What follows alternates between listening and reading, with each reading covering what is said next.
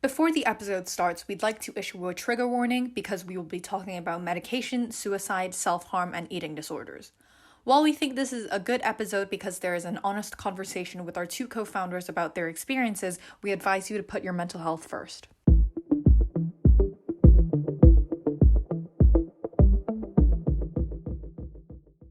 Hi everyone, welcome back to Because Mental Health Matters. I'm Megan Kwok, and today I'm here with Hailey Wong, the founder of BMH, and we're just going to have a little casual conversation about medication, specifically antidepressants and everything around that. It's the New Year's, so just a reminder that no matter how bad your year started off, it doesn't determine the rest of the vibe for 2022. And just remember to stay positive, stay happy, and yeah, Yeah, how has your 2022 started off, Hailey? terrible. So I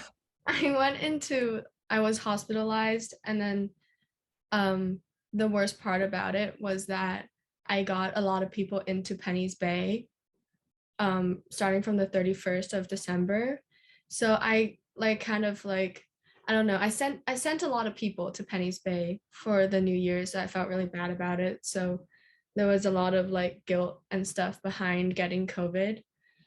So yeah, it didn't start off really well, but now that I'm back home for home quarantine, it's been a lot better. How about you? That's actually I'm sorry for all that. Like, I don't know how to say this, but I would say just don't feel guilt about getting COVID. It's like the US is just the cases are so bad, and I Yeah. mean it was all, I guess, but no, I completely get you though. I started off doing pretty well. I reconnected with a few friends and it was really good. But these past few days I've been kind of really unproductive. Um like school started again and I can't bring myself to do any homework. I'm just sitting there and constantly like, I can't do this. I'm so tired. Like, no. It was like the opposite for me. I was like very unproductive until school started because it gave me like a reason to wake up at 8 in the morning and like actually focus in class.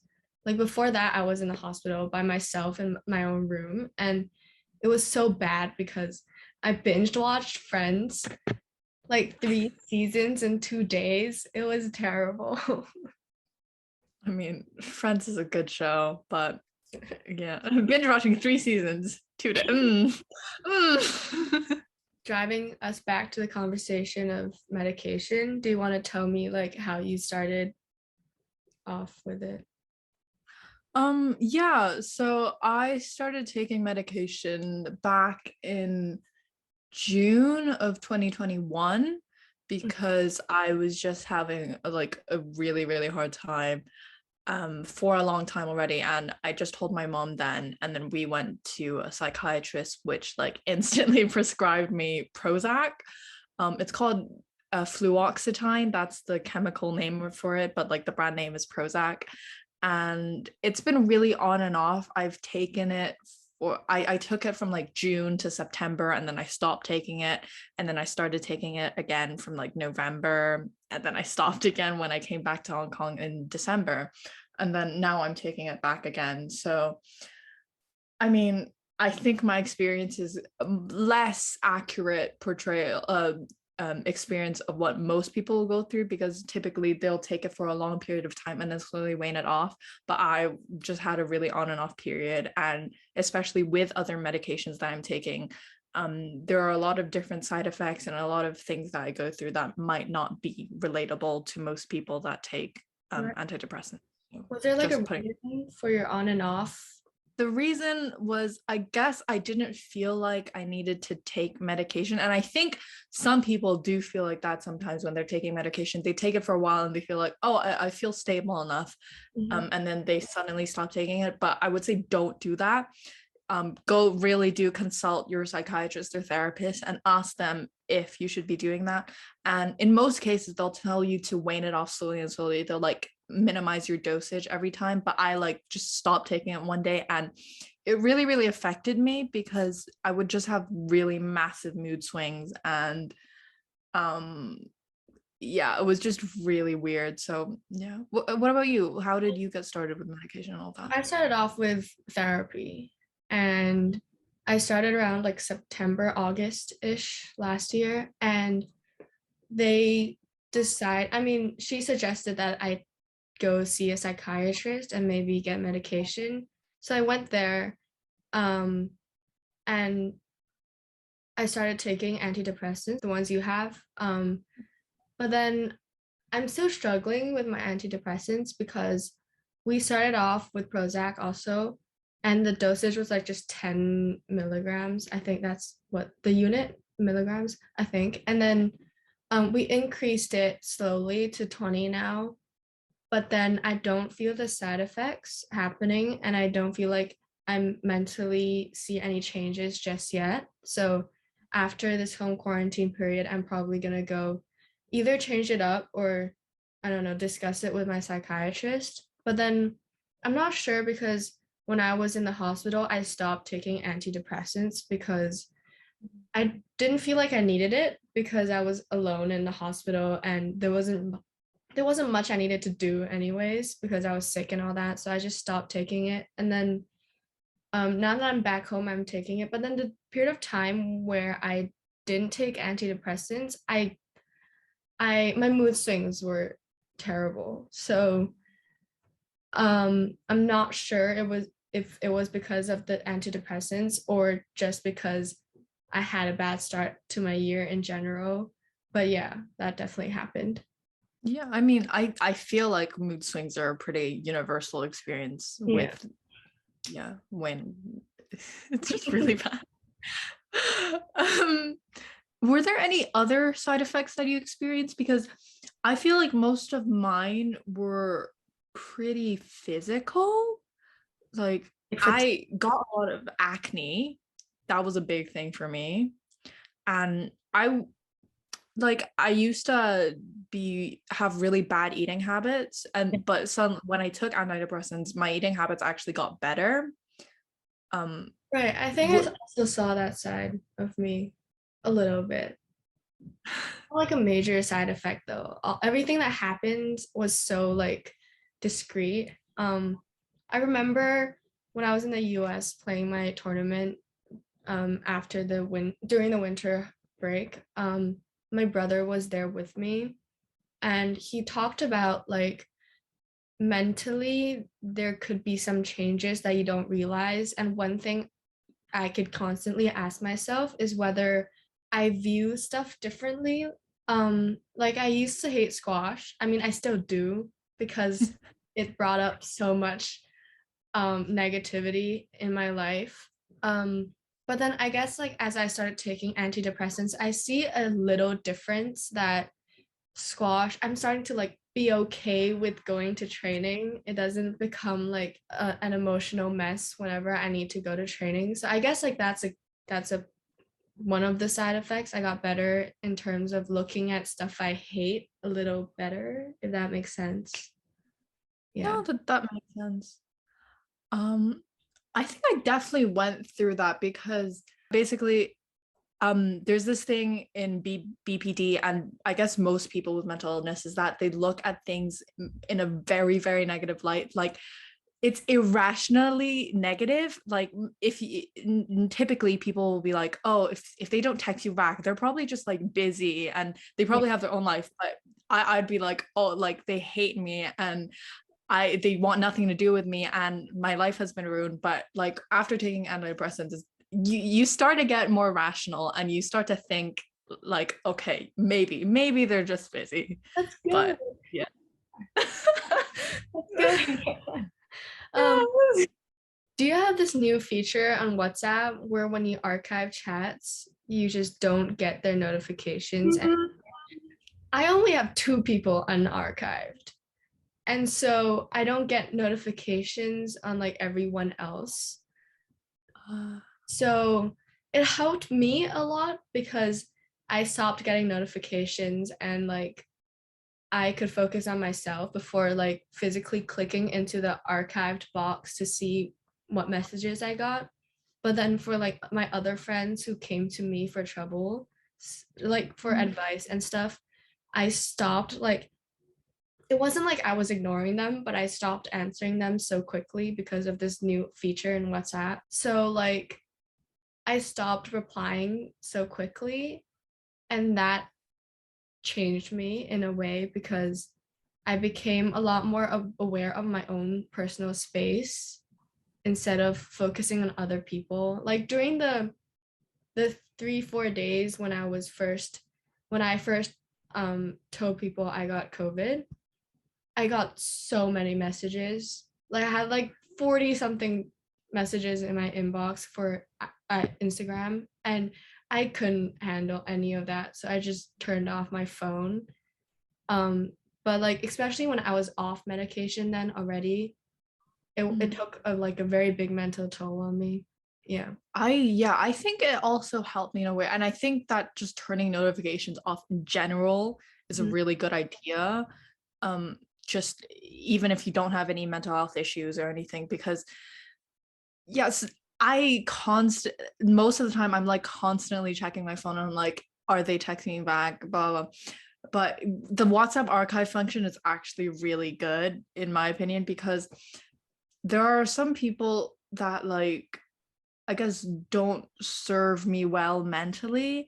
And it's great to just have a little filter there and not see their messages, I guess. Um, I'm not sure. Like before that function came up, I used the mute function a lot, and people took it the wrong way. Like, and like it's just for myself. The mute button is just for myself, especially like group chats and people who are like constantly texting me only if they want something out of me.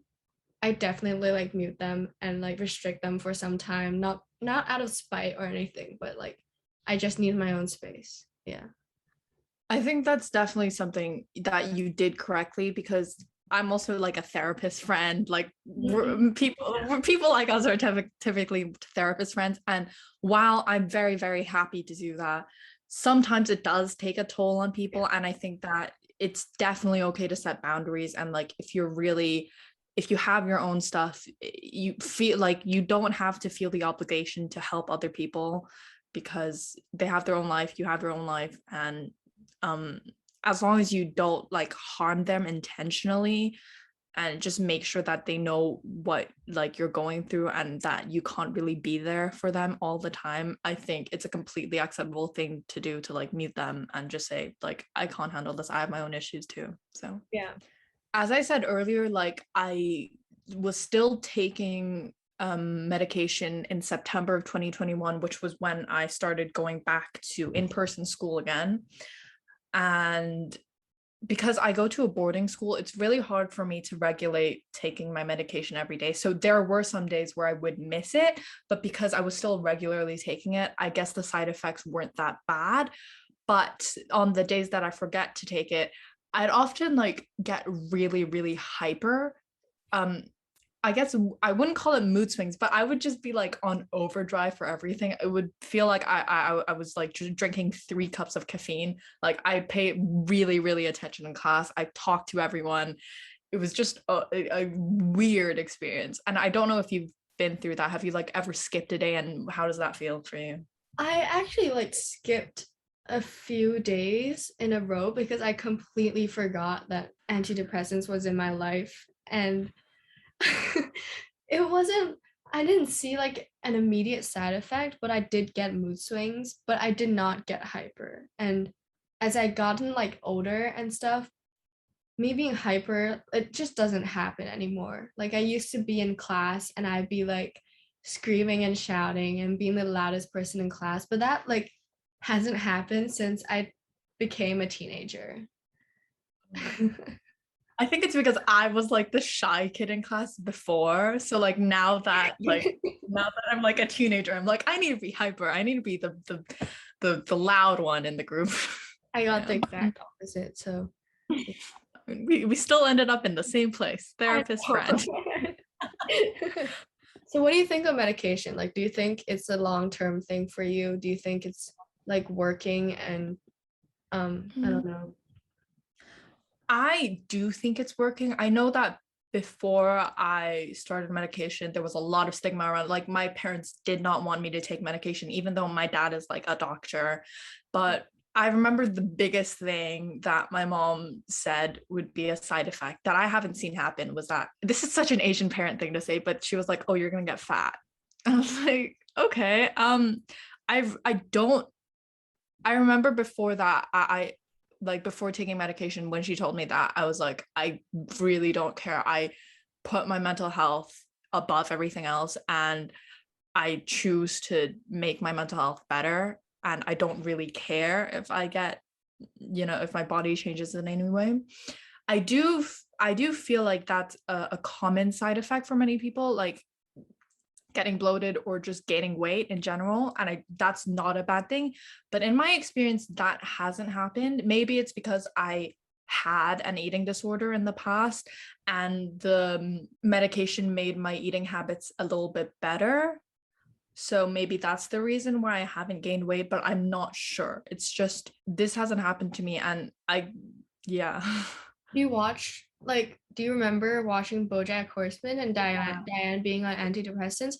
I like the first time my therapist told me about antidepressants, and she told me these side effects of like vomiting, shaking, and all that. And I also like instantly remembered the scene where Diane got like a lot fatter, and I don't know, I was like somewhat scared because I never had an issue with body image because I played squash since I was really young, and so I kind of didn't need to control my diet either because I was exercising so much. So like the idea of being fat, not because I'm fat phobic, I'm definitely not, but like this the I don't know the There's um definitely a stigma yeah, around gaining yeah. weight And in like the society. stigma about medication is already that bad. If you want to add on a level of gaining weight, then it was a little like I don't know, it was a big dilemma for me. Yeah.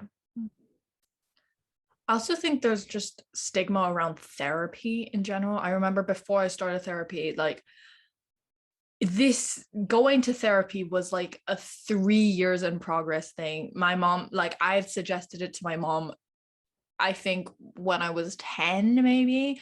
And Mhm. it was only because I had like a huge, I guess, argument with her that she finally was like, okay, I'm allowing you to go to therapy. And even when she was in the therapy session with me, she was really against me taking therapy. And there was this the psychiatrist actually told me that told us that there would be like suicidal ideations in like the first few days of taking the medication. Yeah, yeah, yeah, same.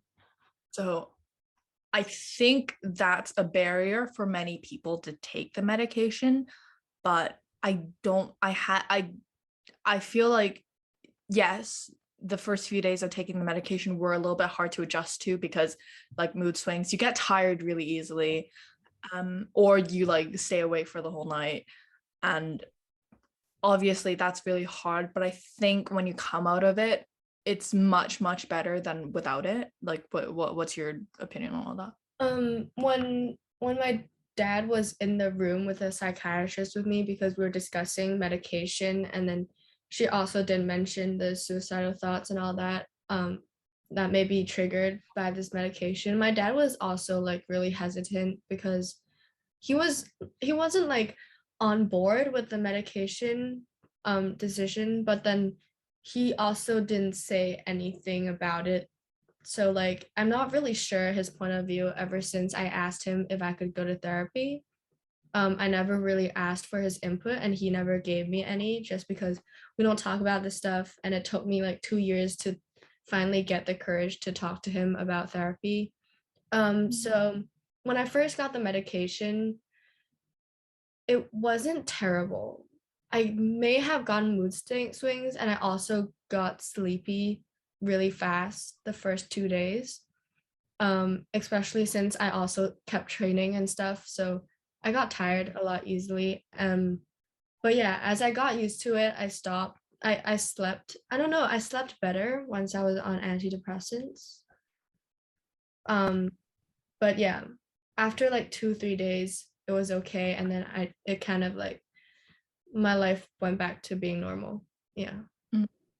I think, yeah, definitely there is an adjustment period of about like 2 or 3 days, but everyone has differently because I've heard from friends that they're fine.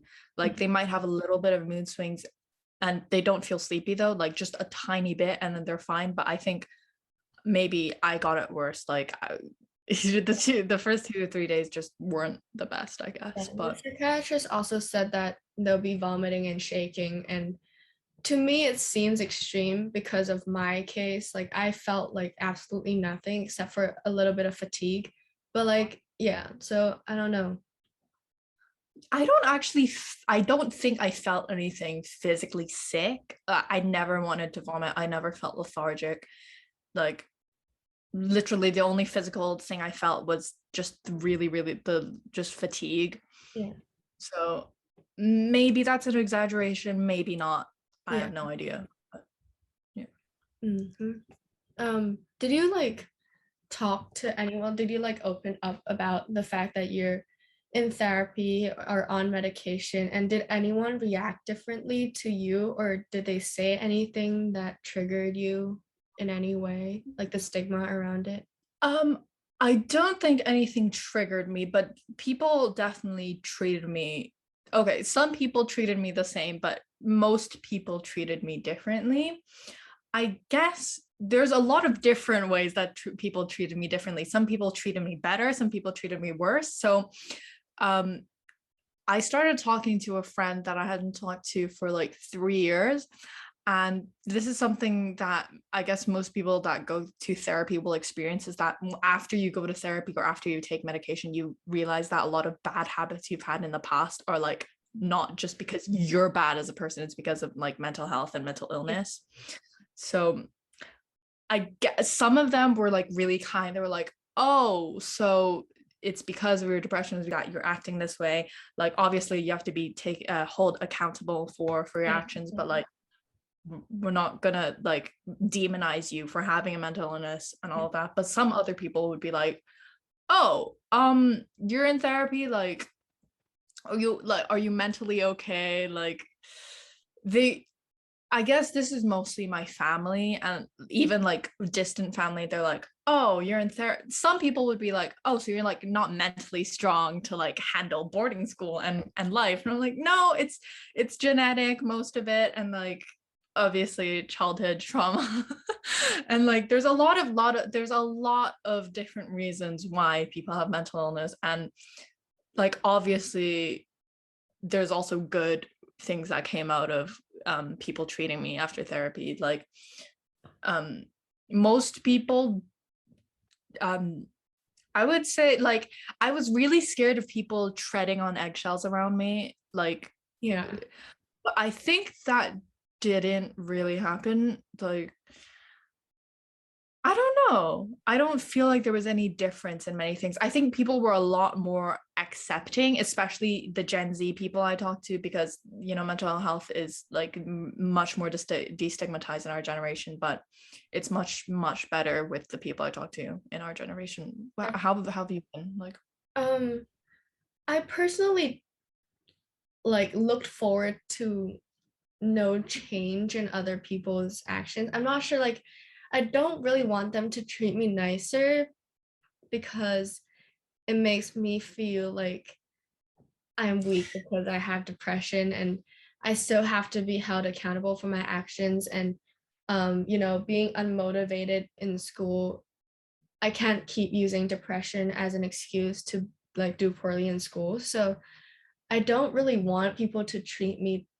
a lot nicer, but then I also didn't get anything that kind of triggered me or made me feel bad about myself. I've gotten a few like surprising looks, but then I also don't open up to a lot of people. Like, as you said, like distant family, I don't tell anyone about it. And they don't know about because mental health or anything like that. They don't know I have a strong connection to mental health and psychology. So yeah, I don't know. I didn't get any stigmatization personally. Um, so I do see the difference in the stigma around mental health and medication has definitely gotten better. Like if I tell everyone in my year that I have depression, no one would like, I don't know. Like, yeah. yeah, I think so too. I don't know if this is because it's like really not appropriated, but I think it's very common for people in our generation to have mental illness. And like I have like my science class has about 20 people, and I think half of them are on medication. And Medication?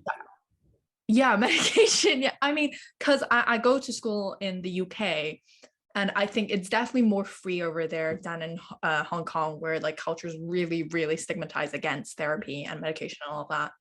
So I definitely think that people are really, really starting to become really, really more understanding of why you need medication, why you need therapy, why these mental illness are coming in the first place. But yeah, I really think that we still have a long way to go though, because there are still many people that Yeah. don't know how to, yeah. We're not gonna talk about them. That's okay. Just wondering, you've been talking about, I guess, the side effects, but they mostly seem okay, I guess, like mentally. Like you said you started thinking like better. Was there any bad mental side effects? No, no. I either saw like no change or a good change, like a very tiny, tiny good change. But I was lucky enough to not have any bad side effects. I think I got a lot more impulsive. Like I Yeah. like made really, really drastic changes in my life, and I didn't used to do that. I Most of the things I would do in my life previously, I would like really think about. I think about like what it would do to my reputation, I guess, and like what my family would think of me and all of that. But I I really don't know. I just got really, really impulsive after I took medication. It's interesting. I don't think my brother and I both don't have any side effects. Um, so I'm not really sure, but maybe like you mentioned it was genetic, right? So maybe it was already lodged in your brain a long, long time ago and it only came out a little later, so the effects are a little stronger. I have no idea. I'm just guessing, but so personally, I started going to therapy first and then went to see a psychiatrist. And my therapy mentioned that these two things go hand in hand. Like you can't solely rely on one. Um, and you also have to work on yourselves as well. So it's kind of a three thing. It's like a balance between three things: yourself, therapy, and medication. If if they suit you, definitely. And so the working on myself bit is I'm still like building that up. It's still not really stable. And therapy, I started with therapy. And then we had these worksheets and stuff given to us to kind of guide ourselves to how we should think positively, because me thinking negatively was one of the main factors why I started being depressed. And um, when the therapist asked me if I was open to antidepressants, I definitely said yes, because I did my research on it already through because mental health research papers. And um, the therapist and the psychiatrist, they communicate within among themselves a lot to talk about me and what suits me the best. And I think that it's important to find a psychiatrist who knows your therapist. I'm sure it's mostly like what's the word for it? Like it's a therapist who recommends a psychiatrist, and normally the recommendation is because they know each other really well and they'll communicate on the side together. So I think that's a very important factor when you're looking for a psychiatrist. And I think a good thing to look for a psychiatrist and therapist that's the same sex as you, because your emotional connection with them would be a lot stronger. I definitely agree. I had the opposite experience. I went to a psychiatrist first, and then he like introduced me to my therapist. And now that you say it, I do think having a same sex, same gender psychiatrist or therapist would really help. My therapist is my gender, but my psychiatrist isn't. So I definitely felt the difference because I have much more frequent sessions with my therapist than I do my psychiatrist, just because I feel much more comfortable talking to my therapist. And I definitely agree that you have to both work on yourself and work on your thoughts as well as taking medication, because one can't go with another. So I started therapy doing CBT, which is cognitive behavioral therapy. But then when I was diagnosed with BPD, I started dialectical behavior therapy, which is DBT, which was like specifically designed for borderline.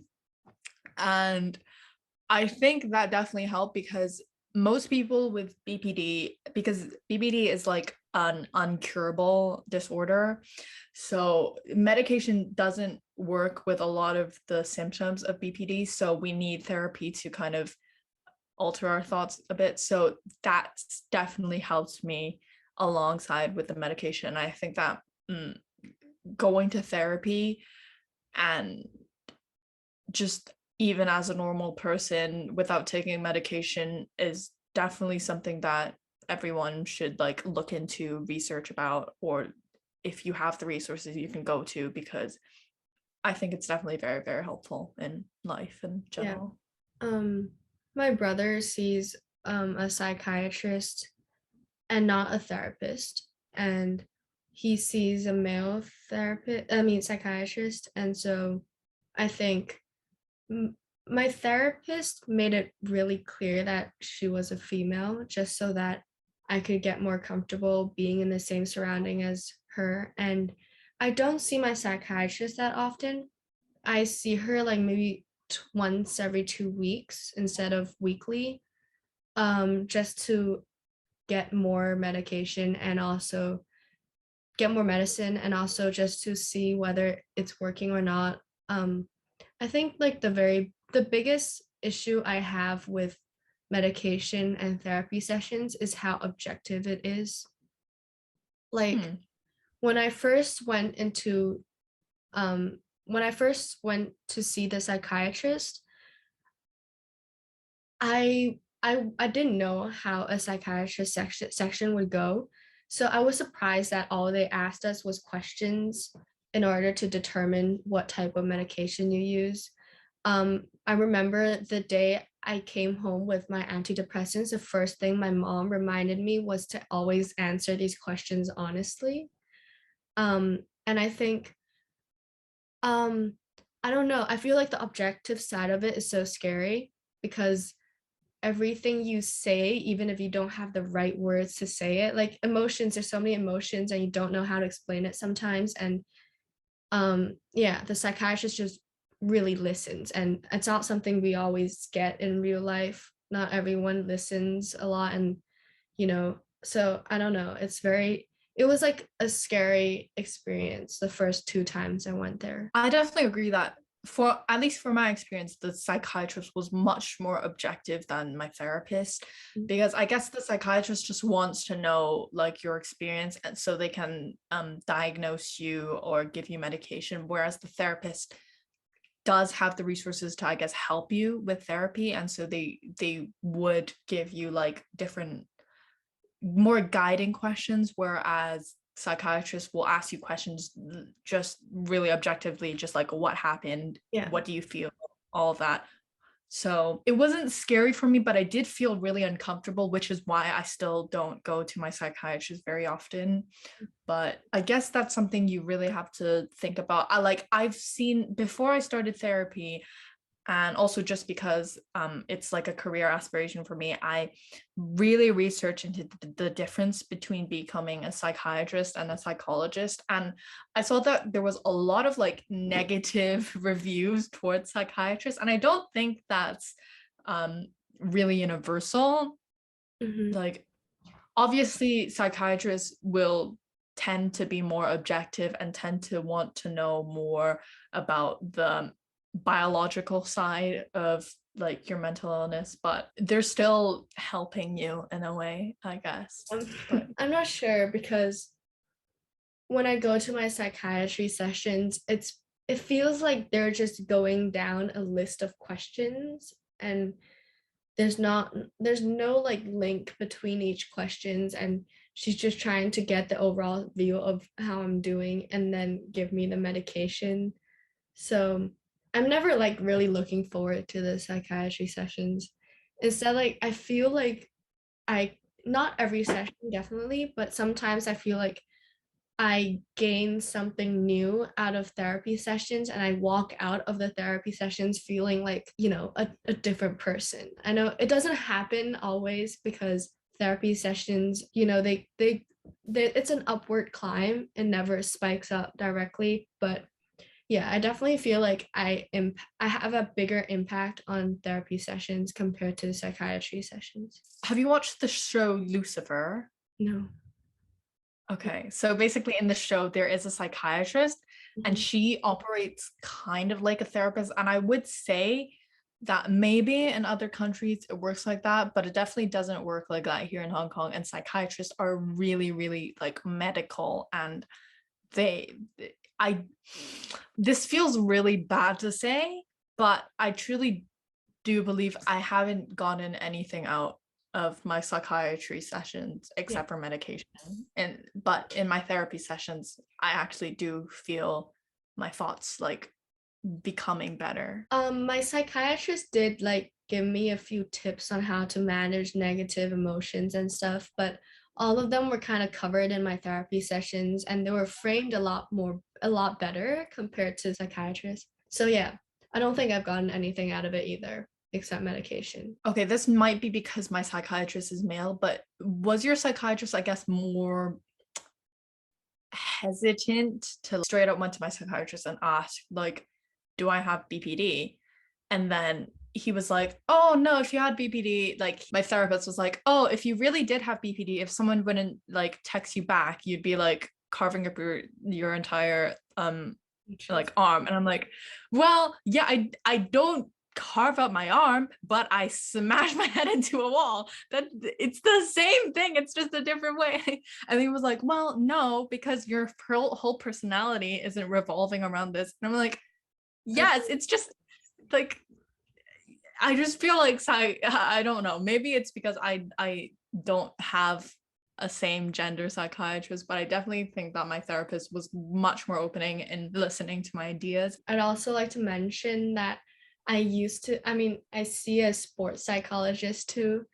And so I saw that first, and I I like an advice to definitely give you guys listening is to be comfortable with whoever you're talking to, because the thing with my psychologist is like it's not because I don't like her or not because she's not helpful, but she doesn't even know I have depression, and she doesn't know I'm on antidepressants. Like we I've seen her first before my psychologist, I mean my therapist or psychiatrist, um and she does know that I have really negative thoughts all the time and stuff, but then I never open up to her, and we only talk about feelings on court because she's a sports psychologist. But then um like if you're seeing a sports psychologist, it doesn't necessarily mean that you cannot talk about your life outside of the sport, because they're all licensed to do so. In order to be a sports psychologist, you have to know the basics of therapy sessions first. And so if you start feeling like you haven't told your whole story to her and you feel like you're not comfortable with doing so, then I'm not telling you to do so, but you might want to like rethink if you really want to continue with your sessions, because mental health is such a objective thing, and what you feel definitely has to be told to the your professional. Yeah. Yeah, because we did because mental health like podcast with your sports psychologist. I remember she said like she specializes with what she calls like the green section, which like isn't mental illness. It's like performing on the court. And she like recommended if you are in the red area, which like if you have mental illness, you should go to a like psychiatrist, psychologist, therapist. And yeah, I definitely think that you should have them separate, but obviously if you want to talk to about your mental illness, you should tell your sports psychologist. But I don't think it's a good idea to like if you have a performing arts psychologist and then you have your own psychiatrist, I don't think you should be asking them like your performing arts psychologist, you shouldn't be asking them for advice on Definitely. like mental illness and all that. But they should know though, like because depression Yeah, is yeah. such a big part of your life, and the way you act on court can also be linked to your mental illness. So yeah, I should start telling her about it. Yeah, just like jot it down in your to-dos. Yeah. Tell okay, so yeah, I completely think that you should be as open as possible with Mm, as many trained professionals as you can. But obviously, like if you have any boundaries that you want to set, that's completely fine. right. But it's about an hour now that we've been recording, so we're going to wrap the episode up there. You guys can feel free to send in voice requests through our Anchor, which is the platform that we post our podcasts on. And you can also just contact us through Because Mental Health, the website, our different platforms, as well as our email. If you have any questions, any things you want us to talk about in future episodes, and all Mhm. of that. Just so you guys, like as a reminder, the side effects we go through don't necessarily mean you're gonna have those side effects, and it's gonna be different for everyone. So if you're looking for going on medication, and if your therapist or any professional suggests you take it, then I suggest you go for it. If unless you have any body health stuff, yeah. If you have like allergies and stuff, definitely don't take it. Okay, yeah. Yeah. I mean, your psychiatrist will know your medical history, but definitely, like, you really should consult someone